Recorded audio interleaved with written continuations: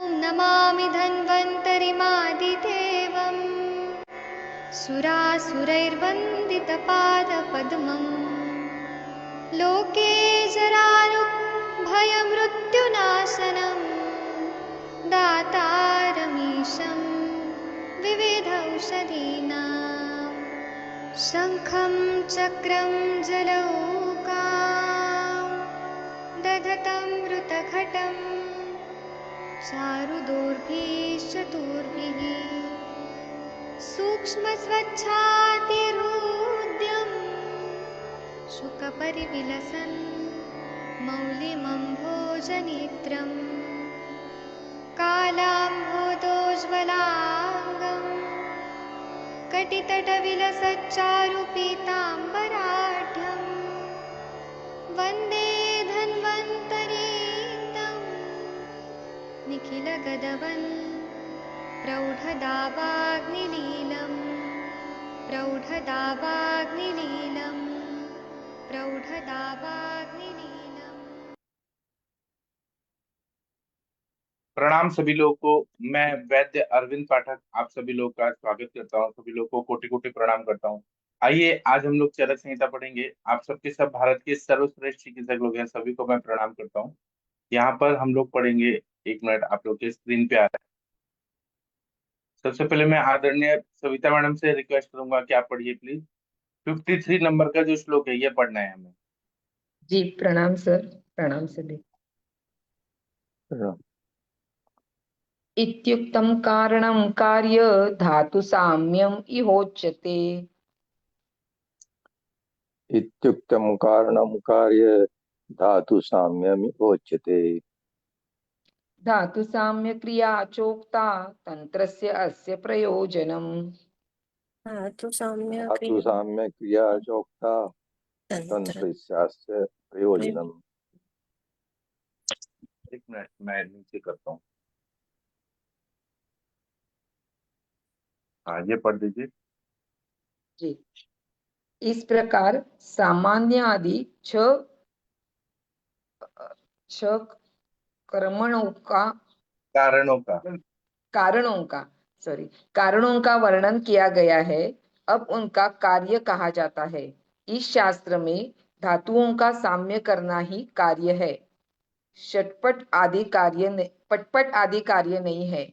इस शास्त्र का प्रयोजन भी धातुओं को समान रखना ही है।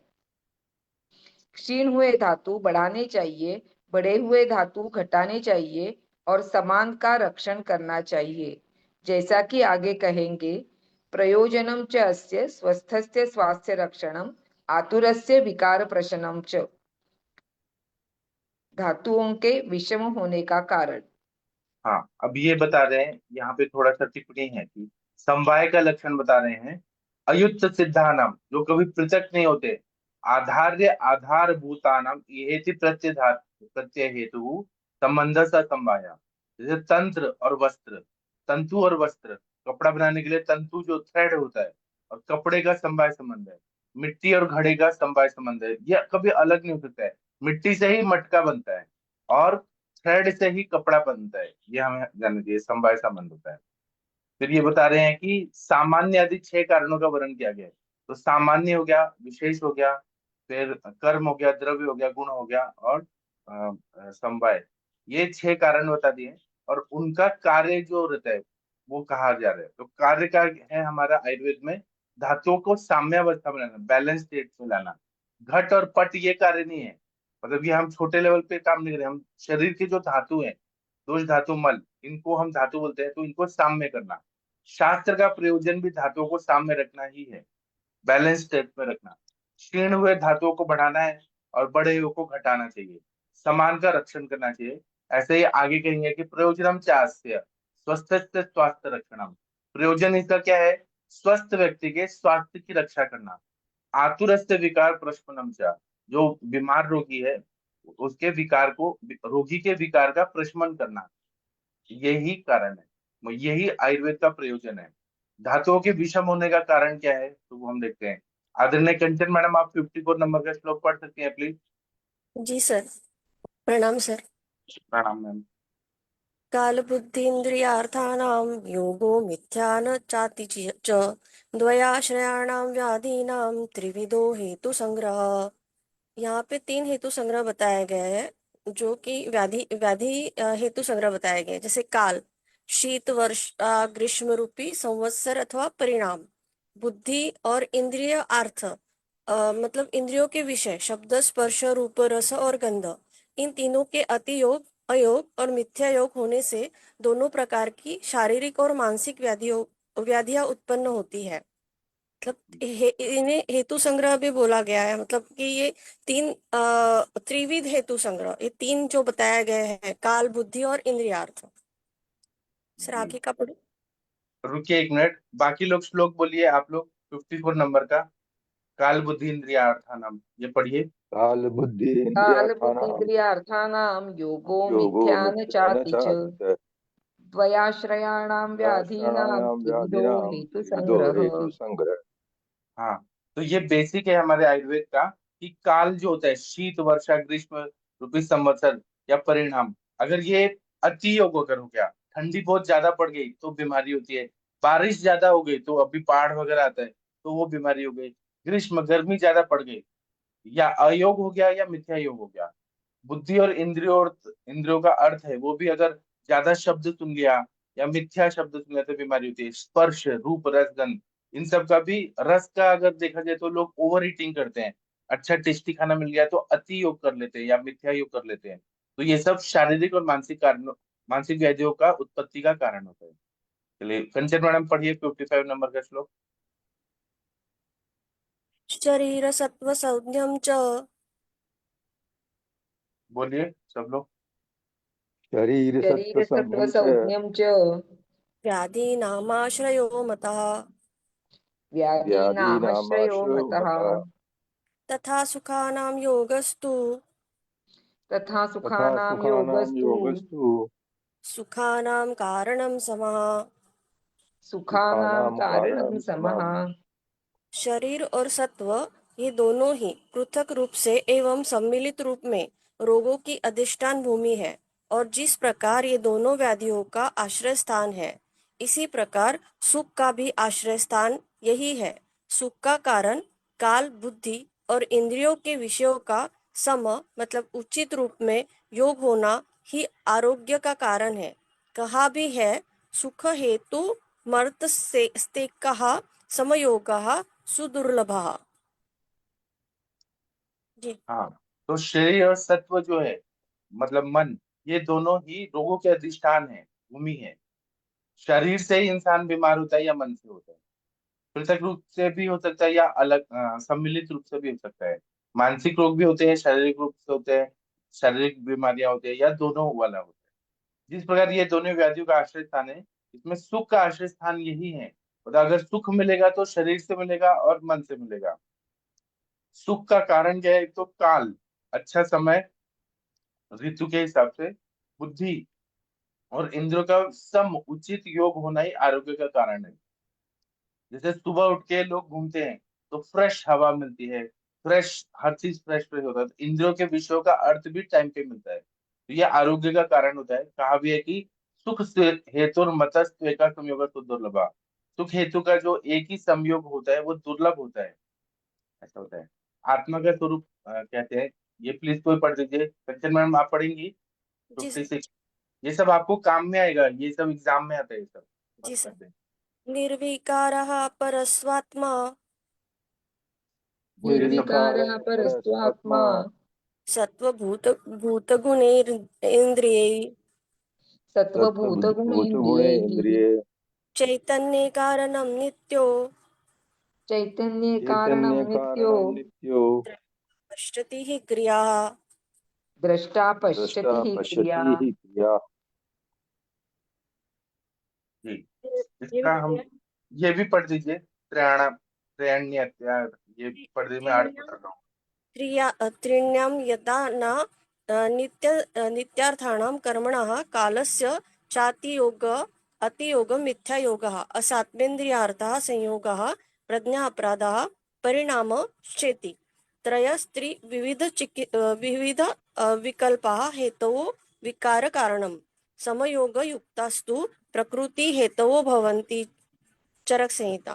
चरक वेदना में चक्रपाणी की, ठीक है, चक्रपाणि। चक्रपाणी।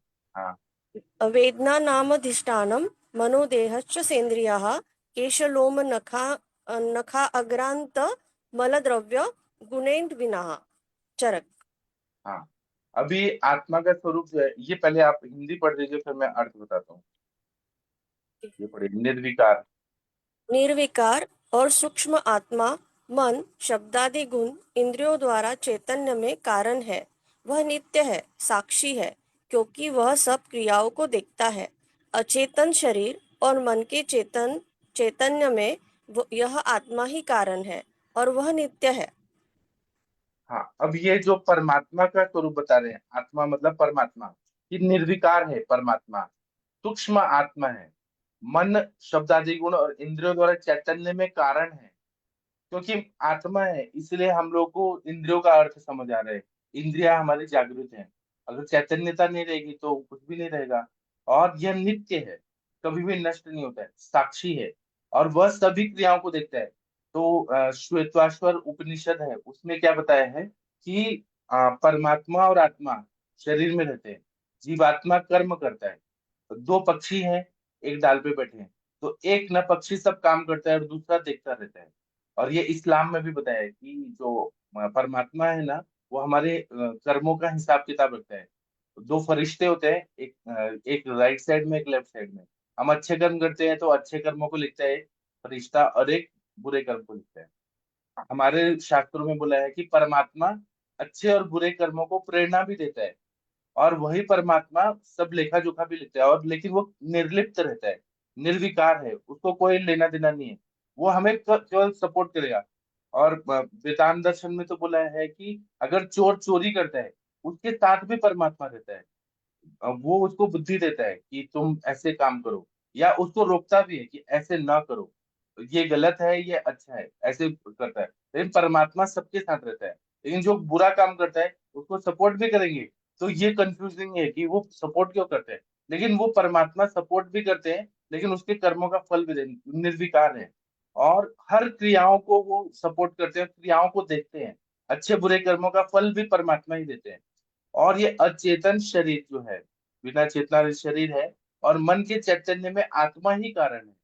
मन भी अपना काम कर रहा है तो उसमें चैतन्यता है, वो आत्मा ही है। और जब शारीरिक स्थान में लिखा है कि आत्मा जब शरीर को छोड़ देता है, तो मन भी आत्मा के साथ जाता है। तो और जैसे हम लोग गोल्ड का सांचे में हम लोग अलग अलग गहने वगैरह बनाते हैं, अलग अलग बर्तन यूटेंसिल बनाते हैं। वैसे ही आत्मा जो होती है वो सूक्ष्म होती है, जीवात्मा। तो जब नया योनि में नया जन्म लेना होता है, तो अगर मच्छर का अगर बॉडी चाहिए, या फिर पेड़ पौधे का चाहिए, तो सांचे की तरह वो वैसे शरीर में आत्मा चली जाती है मन के साथ, और वो वैसे शरीर को धारण करती है। और वो जीवात्मा, यहाँ पे तो परमात्मा बता रहे हैं कि ये आत्मा भी नित्य है और परमात्मा भी नित्य है, आत्मा का कभी नाश नहीं होता। आत्मा, जीवात्मा जो है वो परमात्मा का एक अंश है, वो नित्य है। शरीर मर जाता है लेकिन आत्मा कभी नहीं मरती। ऊपर जो बताया है वो परमात्मा के गुण को बताया है कि निर्विकार है, सूक्ष्म आत्मा है, मन शब्द आदि गुण से इंद्रियों के द्वारा चैतन्य में कारण है, वह नित्य है। तो ये परमात्मा है, साक्षी है, सभी क्रियाओं को देखता है। और आत्मा, जीवात्मा मतलब अचेतन शरीर और मन के चैतन्य में आत्मा ही कारण है, और ये नित्य है। इसके बाद में ये जो ऊपर श्लोक बताया है चक्रपाणी का, वो हम देखते हैं कि त्रीणी आयतनम आयतनानि इति अर्थानाम। ये तीन आयतन जो बताए, काल बुद्धि इंद्रिय अर्थ, कर्मण कालस्य चाति योगाति योग अयोग मिथ्या योगा। इनका जो है अति योग होना, अयोग होना और मिथ्या योग होना। असात्वेन्द्रियार्थ संयोग होना, असात्वेन्द्रियार्थ संयोग का मतलब है कि हीन योग, अति योग, मिथ्या योग। और प्रज्ञापराध, भी धृति स्मृति विभ्रंश यत् कुरुते अशुभम प्रज्ञापराधम तब विजाने सर्वदोष प्रकोपजम। भी धृति और स्मृति का नाश करके जो मनुष्य अशुभ कार्य करता है, तो वही प्रज्ञापराध रहता है। मालूम है कि मैं अगर आइसक्रीम खाऊंगा तो मुझे सर्दी जुकाम होगा, तब भी जानबूझ के, स्मृति में भी है, धृति में भी है, बुद्धि में भी है, तब भी वो जानबूझ के करते हैं तो बीमार पड़ता है। और परिणाम, परिणाम मतलब टाइम, टाइम अगर हीन योग हो गया, अति योग हो गया, मिथ्या योग हो गया, तो ये तीन जो विकल्प है हेतु के, मतलब प्रमुटेशन टर्मिनेशन से, यही विकार का कारण होते हैं। और सम योग युक्तास्तु, जो नियम से सारी चीजों को इंद्रियों के अर्थ को भी लेता है। हीन योग भी नहीं होना चाहिए इंद्रियों के अर्थों का। अगर कोई डिप्रेशन में है और सब रूम बंद करके बैठा हुआ है, तो उसका हीन योग हो जाएगा, इंद्रियों का अर्थ नहीं होगा, फिर वो अचानक धूप में आएगा तो उसको फोटोफोबिया होगा। तो हीन योग भी नहीं होना चाहिए, अति योग भी नहीं होना चाहिए, समयोग होना चाहिए। यही प्रकृति का हेतु रहता है साम्यावस्था में। फिर चरक में बताया कि वेदना नाम अधिष्ठानम, वेदना जो है उसका अधिष्ठान कौन है, तो मन है, देह है और इंद्रियां है। अगर हमको दुख हो रहा है तो मन से दुख हो रहा है, इंद्रियों को दुख हो रहा है और शरीर को दुख हो रहा है। ये वेदना के अधिष्ठान है। और कहाँ पर वेदना नहीं होती है, तो केश में, हमारे बाल में आगे अगर देखें, केश के रूट में होगा, लेकिन केश में अगर आप काट भी देंगे बाल तो वेदना नहीं होगी। रोम में भी रूट में होगा, लेकिन बाकी रोम में नहीं होता है। नख, नाखून बढ़ा दिया, रूट में होगा लेकिन आगे नाखून में कोई वेदना नहीं होती। और मल में, मल निकल रहा है, मल कैसा भी निकल गया तो उसमें वेदना नहीं होती। और जो द्रव है, यूरिन, उसमें वेदना नहीं होती। बाकी सभी जगह में वेदना है। एक चिमटी भी काटा ना, सुई भी चुभोया, तो वहां वेदना होती। तो ये वेदना का है मन में, देह में और इंद्रियों में, ये वेदना इनके अधिष्ठान है। एक मिनट, 57 नंबर का श्लोक पढ़िए, रोग की प्रकृति। कंचन मैम पढ़िए। वायुः पित्तं कफश्चोक्तः शा वायुः पित्तं कफश्चोक्तः बोलिए सब लोग। वायु पित्तम वायुपित्तम कफश्चोक्ता कफश्चोक्ता शारीरो शरीरो दोषसंग्रहः दोषसंग्रहः शारीरो दोष संग्रह मानसाः पुनरुद्दिष्टो मानसा मानसः पुनरुत्तिष्ठो पुनरुदिष्टो रजश्च तम एव च। रजश्चतम रजातम एव च। एव च। संक्षिप्त रूप में शारीरिक दोषों के कारण वात पित्त और कफ है, और मानसिक दोषों के कारण रज और तम है। शारीरिक कोई भी रोग इन वात पित्त और कफ के बिना नहीं हो सकता। हाँ, तो ये बता रहे हैं, आयुर्वेद का बेसिक है ये चीजें, कि शारीरिक दोषों का कारण क्या है, तो वात, पित्त और कफ, ये इम्बैलेंस स्टेट में गए। वात का वृद्धि हो गया या वात का क्षय हो गया तो बीमारी होता है। पित्त का वृद्धि हो गया या पित्त का क्षय हो गया तो बीमारी हो गया। कफ का वृद्धि हो गया, क्षय हो गया तो बीमारी हो गया। और मानसिक दोषों के कारण क्या है, रज और तम। रज ज्यादा बढ़ गया तो बीमारी होता है, रज कम हो गया तो मनुष्य में प्रेरणा ही नहीं रहेगी तो बीमारी हो गया। और तम जो है, तम ज्यादा बढ़ गया तो बीमारी होगी। तम कम हो गया तो इंसान काम करते रहेगा, फिर अति योग हो जाएगा। तम भी चाहिए बैलेंस स्टेट में। तो ये दोषों का कारण रज और तम बहुत ज्यादा बढ़ना या बहुत ज्यादा क्षीण होना, यही कारण होता है। और जैसे वात पित्त कफ शारीरिक दोष होते हैं, मानसिक दोष भी रज तम होते हैं। और शारीरिक रोग जो होते हैं, अब रज और तम बढ़ना या कम होना, ये बीमारी का कारण होता है। लेकिन सत्व जो है वो गुण होता है, सत्व गुण अगर बढ़ गया तो इंसान स्वस्थ रहेगा। शारीरिक कोई भी रोग जो होते हैं वात पित्त कफ के बिना नहीं हो सकते हैं। 58 नंबर का श्लोक पढ़ते हैं। 58 पढ़िए आप, कंचन मैम। प्रशाम्यतौषधे प्रशाम्यत इति औषधैः पूर्वो देवयुक्तिव्यप्राशैः। बोलिए सब लोग। प्रशाम्यतो यौषधे पूर्वो देवयुक्ति व्यापश्रय मानसो ज्ञानविज्ञान मानसो ज्ञान विज्ञान मानसो ज्ञान विज्ञान धैर्यस्मृति समाधिभिः। धैर्य धैर्य स्मृति समाधि भी। समाधि शारीरिक दोष दैव व्यप्रशय और युक्ति व्यप्रशय औषधियों से शांत हो जाते हैं। मानसिक दोष ज्ञान, आत्मा आदि के विज्ञान अर्थात शास्त्र ज्ञान, धैर्य मतलब चित्त की स्थिरता मतलब स्मृति, अनुभूत पदार्थ का स्मरण मतलब समाधि, विषयों से मन को हटाकर आत्मा में लगाना, इनसे शांत हो जाते हैं। देव व्यप्राशय मतलब मणि आप एक बार मंत्र। व्यापाश्रय शब्द बोलिए, व्यापाश्रय।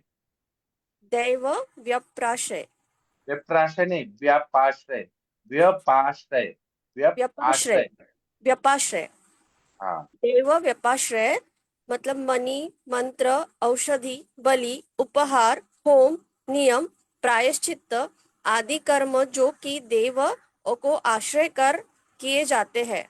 युक्ति व्यपाश्रय अर्थात योजना युक्ति को आश्रय कर किए गए संशोधन संशमन आदि कर्म। हाँ, शारीरिक दोष जो होते हैं, जो शरीर में वात पित्त कफ बढ़े हैं, वह दैव व्यापाश्रय चिकित्सा, पूजा पाठ किया और फिर मणि धारण किया, होम किया, प्रायश्चित किया, उससे वो व्याधियां ठीक हो जाती हैं। जैसे लोग यहाँ जाते हैं, काशी में जाते हैं, मथुरा में जाते हैं, चारों धाम की पूजा करते हैं और व्रत करते हैं, अलग अलग तरह के व्रत होते हैं, पूजा करते हैं, तो शारीरिक दोष उससे ठीक हो जाता है। मंदिर जाते हैं लोग, तो बहुत सारी बीमारियां, स्वित्र वगैरह सब ठीक हो जाता है। और युक्ति व्यापार जो हम लोग पंचकर्म करते हैं, शोधन करते हैं, शमन करते हैं, उससे शांत हो जाते हैं। मानसिक दोष जो होते हैं वो ज्ञान, आत्मा के बारे में जानने के लिए, जानने पे वो बीमारियां ठीक परमात्मा कौन है, आत्मा कौन है, हम क्यों आए हैं इस दुनिया में, तो ज्ञान से, विज्ञान से, विज्ञान मतलब वो साइंस, शास्त्र का ज्ञान करने से। धैर्य मतलब चित्त की स्थिरता। आजकल यही कमी हो गई है कि लोग को धैर्य नहीं है, लोग बहुत घबरा जाते हैं, एंजाइटी बहुत होता है। और स्मृति, अनुभूत पदार्थों का स्मरण करना, जो हमें ज्ञान प्राप्त हुआ है उसको हम अनुभव करें और उनका स्मरण करें। और समाधि मतलब विषयों को मन से हटा दें। ये सब आत्मा में मन को लगाएं, तो इससे शांत हो जाते हैं। जय व्यापार चिकित्सा मतलब मणि मंत्र औषधि, बलि देना, उपहार, कोई गिफ्ट देना भगवान को, या कुछ पैसा चढ़ाना, या कुछ प्रेयर करना। उसी तरह से होम करना, नियम करना, प्रायश्चित, ये जो कर्म है देव को आश्रय कर किए जाते हैं, उसको दैव व्यापाश्रय चिकित्सा मतलब जो ग्रह बाधा वगैरह है वो सब के लिए भी प्रेयर किया जाता है, पूजा पाठ किया जाता है।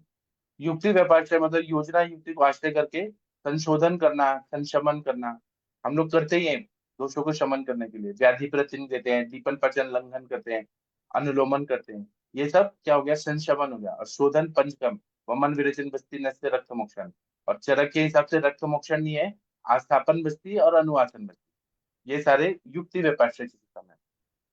क्या है ना, कल कोई एक इंसान आए थे, सुनील चौधरी जी, मुनमुन जी के पेशेंट, वो लंघन को उल्लंघन बोल रहे थे बार बार। उल्लंघन अलग चीज होता है और लंघन अलग होता है। चलिए वायु का लक्षण पढ़ दीजिए प्लीज। वृक्षः शीतो लघु सूक्ष्म बोलिए वृक्ष सबको। वृक्ष शीतो शीतो लघु लघु सूक्ष्म सूक्ष्म चलो अथ विशदः खरा चलो लो अथ अथ विशदा विशद खरा खरा विपरीत गुणैर्दैवे विपरीत गुणे विपरीत गुणे द्रव्यै द्रव्ये मारुतः सप्रशाम्यति। मारुतः मारुतः सप्रशाम्यति। प्रशाम्यति। वायु वृक्ष शीत लघु सूक्ष्म चल अर्थात गतिशील विशद अर्थात सिर्फ लाइन नहीं दिख रही है। हाँ ये आ रहा है। हाँ पिछिल। पृच्छिल और खर है। वह इनसे विपरीत गुण वाले स्निग्ध उष्ण गुरु स्थूल स्थिर पृच्छिल और मृदु द्रव्यों से शांत होता है। शीत से वायु बढ़ता है और उष्णता से कम होता है, इसलिए वायु को वैद्यक शास्त्र में शीत प्रकृति माना है। वैशेषिक दर्शन में इसको अनुष्ण शीत कहा है। अनुष्ण शीतः स्पर्शस्तु पवने मतः। वैशेषिक दर्शन। हाँ, अभी ये जो है ना, ये बता रहे हैं कि वायु जो है वो रुक्ष है, शीत है, लघु है, सूक्ष्म है, चल है, मतलब गतिशील है, विशद है, और अविच्छिल मतलब पिच्छिल है बहुत ज्यादा। अपिच्छिल, अपिच्छिल है, और कठोर है, खर है। इनसे विपरीत गुण वाले मतलब स्निग्ध उष्ण गुरु स्थूल स्थिर पिच्छिल और मृदु द्रव्य से शांत होता है, क्योंकि अब पिच्छिल है, पिच्छिल द्रव्य से शांत होगा जो विपरीत गुण वाले। शीत से वायु बढ़ता है, उष्णता से कम होता है, इसलिए हम जब स्नेहन करके स्वेदन करते हैं, स्नेहन करने के लिए हम उष्ण तेल का प्रयोग करते हैं। और अ, वृक्ष के अपोजिट स्निग्ध होता है, और उष्णता हम हीट देते हैं कोई भी जगह में, तो वायु शांत होता है। तो वायु को वैदिक शास्त्र में शीत प्रकृति माना है। फिर वैशेषिक दर्शन में इसको अनुष्ण शीत, न ज्यादा बहुत ज्यादा उष्ण और न शीत, इसलिए बोला अनुष्णा शीता स्पर्शतु पवने मता। वो लोगों ने एटॉमिक थ्योरी पूरा पढ़ा है, इसलिए उन्होंने वैसा माना है। लेकिन हमारा जो शास्त्र है, हमारा शास्त्र जो शरीर को देख के करता है, मन को देख के, तो वायु जो है वो शीत प्रकृति माना है, क्योंकि शरीर के गुणों से दोष धातु मलों से जुड़ जाता है, तो इसलिए शीत प्रकृति का माना गया है। चलिए अभी हम भगवान का प्रेयर करेंगे। कंचन मैम, आपका थीसिस कब सबमिट होगा? कंचन मैम, आपका थीसिस सबमिट हो गया क्या? नहीं सर, आज आज मैं जा रही हूँ कॉलेज, तो आज पूछती हूँ क्योंकि थोड़ा सा काम बाकी है। मोस्ट ऑफ दिवाली के बाद ही शायद मैं सबमिट कर पाऊंगी उसे। तो आप ये सब करने के बाद टीका वाचन करना चाहेंगी तो आप बताइएगा। मोनिका मैम भी ज्वाइन होंगी। हम एक एक श्लोक का टीका पे भी पढ़ेंगे अगर आप चाहेंगे जी तो। सर, जी सर। अभी तो मैं हिंदी हिंदी पढ़ा रहा हूँ। ठीक है, तो नहीं आप कंचन एक्चुअली, मैम। हाँ जो जो श्लोक इम्पोर्टेंट है ना सर, उसकी ही टीका लीजिएगा, क्योंकि हाँ बाकी हाँ लोग बोर हो जाएंगे फिर। हाँ। सामान्य विषय सिद्धांत आप हाँ मतलब सिलेबस के हिसाब से जो मेन मेन है उसी की टीका हाँ, नहीं तो बाकी लोग बोर हो जाएंगे फिर। बोर हो जाएंगे। और ऐसी चीजें क्यों पढ़ना है जो हमको काम में नहीं आने वाली है। जी सर। हाँ, तो आप भगवान का प्रेयर कर दीजिए 2 लाइन का। जी सर, क्या बोलूं मैं? कुछ भी गणपति का कर दीजिए, कुछ भी कर दीजिए भगवान का। या कोई और करना चाहे तो कर सकते हैं। शशि मैडम आप कर सकती हैं तो कर दीजिए। प्रदीप सर आप कर सकते हैं तो कर दीजिए। सविता मैम आप कर सकती है तो कर दीजिए भगवान का प्रेयर। करिए करिए, शर्माइए मत, खत्म करना है सेशन। कोई तो कर दीजिए। चंपा मैडम आप भगवान का प्रेयर कर दीजिए। शशि मैडम आप कर दीजिए जो आप स्टार्टिंग में करती हैं अपने सेशन में। ठीक है सर, मैं करती हूँ। Good morning sir. Siya Ram मैं सब जग जानी, करहूँ प्रणाम जोरी जुग पानी। तो ये बहुत अच्छी चीज है कि मतलब हर किसी को इस रूप में देखना, और हेल्थ के लिए सबसे बढ़िया कर सकते हैं। देहि सौभाग्य आरोग्यम, देहि में परमम सुखम, रूपम देहि जयम देहि, यशो देहि दिशो देहि। Thank you sir. हाँ शशि मैम, आपको कैसा लग रहा है सुबह का सेशन अभी चरक संहिता? जी सर, सर बहुत मेरे अच्छा बहुत अच्छा लगता है। इस टाइम मैं किचन में रहती हूँ इसलिए थोड़ा सा नहीं बोलती हूँ। और कंचन मैम आपको कैसा लग रहा है? मुझे बहुत अच्छा लग रहा है सर, क्योंकि मुझे लग रहा है अभी ये रिवीजन हो जाएगा और एक। हाँ, और टीका वचन भी करेंगे हम लोग मेन जी सर। मेन। और फिर चिकित्सा सूत्र भी करेंगे, मौलिक सिद्धांत भी करेंगे सब। जैसे त्रिगुण सिद्धांत है, पंच महाभूत सिद्धांत है, फिर जो अपने न्याय हैं सारे जो आपके सिलेबस में है, वो सब हम करेंगे। जी सर। हाँ ठीक है, थैंक यू। अब हम शाम को आज 7 बजे मिलेंगे और रात को 9 बजे मिलेंगे। सभी लोग का दिन शुभ हो, ऐसी शुभकामनाएं।